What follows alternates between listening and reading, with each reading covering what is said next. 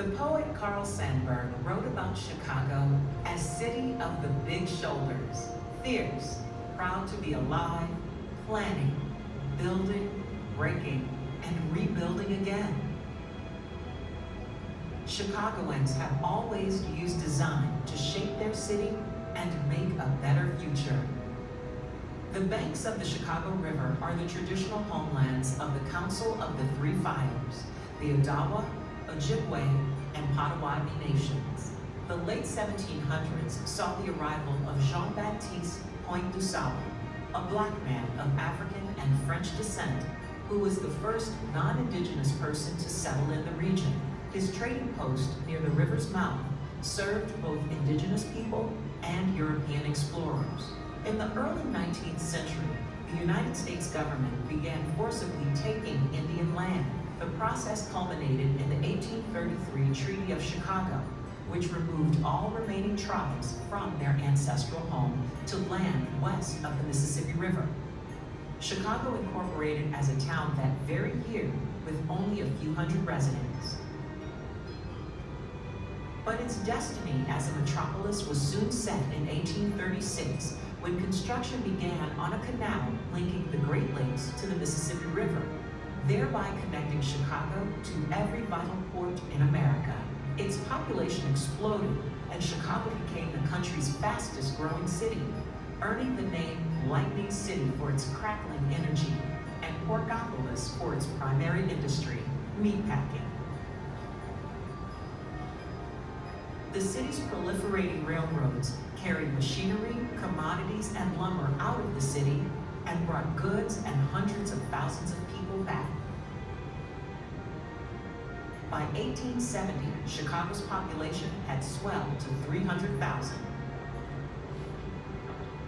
To accommodate a burgeoning population, local builders employed a house frame made of lightweight lumber and nails, as easy to set aloft as a balloon. This balloon frame was employed for residences, warehouses, and institutional buildings, and aided the city's rapid growth.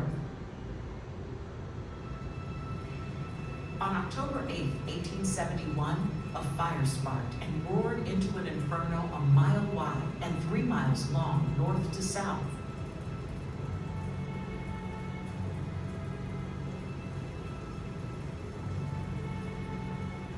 When the winds abated 2 days later, more than 17,000 buildings were destroyed, 300 people had died, and a third of the population, 100,000 people, were homeless.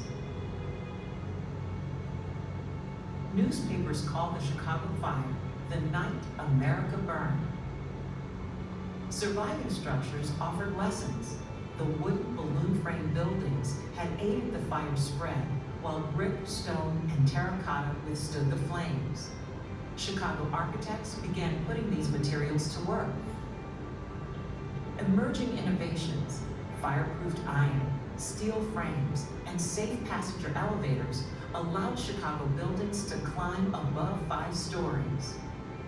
The rise of the skyscraper had begun.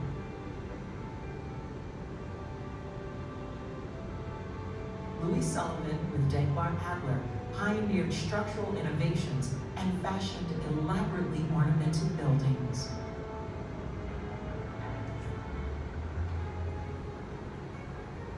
As Chicago emerged, reborn, its architects and business leaders came up with grand plans for re-envisioning the city.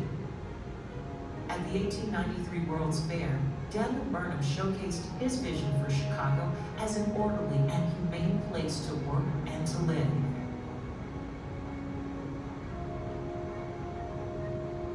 Burnham's 1909 plan of Chicago was a culmination of lessons learned at the fair. The plan offered Chicago a blueprint for growth. To this day, Chicago is renowned for Burnham's triumph, the multi-level Wacker Drive, a ribbon of green boulevards and parks.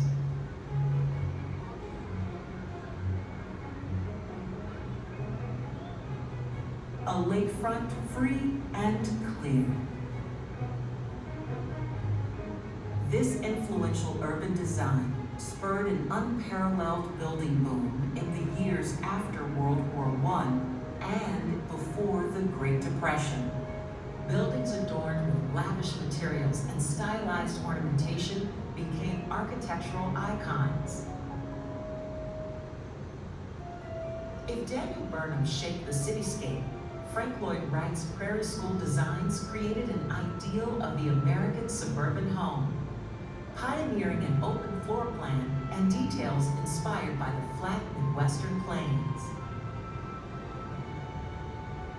The spread of Nazism in Germany brought Ludwig Mies van der Rohe to Chicago, who influenced generations of architects to shed historical styles and embrace a design approach of less is more. America's entry into World War II also brought new manufacturing facilities that laid the groundwork for subsequent development. But by 1950, manufacturing jobs in the city had started to end. Chicago was transitioning to an information and service-based economy. The 1950s and 60s witnessed a massive reshaping of the city. Highway construction and urban renewal policies changed Chicago. Despite community pushback, many of these government-led projects displaced Black, brown, and immigrant neighborhoods. Meanwhile, Chicago's downtown was being redefined. Architects pushed the height limits with modernist steel and glass buildings. In the 1970s and 80s, postmodern buildings drew inspiration from their surrounding environment and the visual language of earlier Chicago buildings, while incorporating bold, playful ornamentation and dramatic symbolism.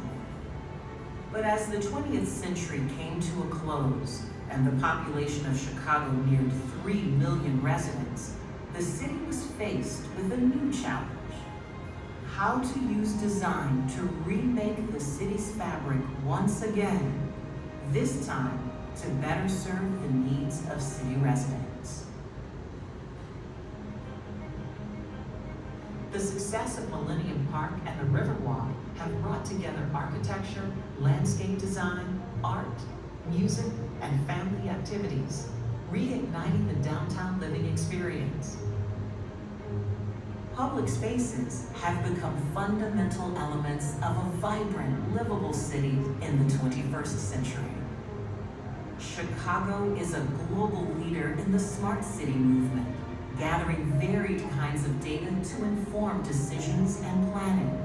As it has been in the past, Chicago is a model and laboratory for cities everywhere. Chicago, the city of architecture. Come explore it with us. You'll never see the city the same way again.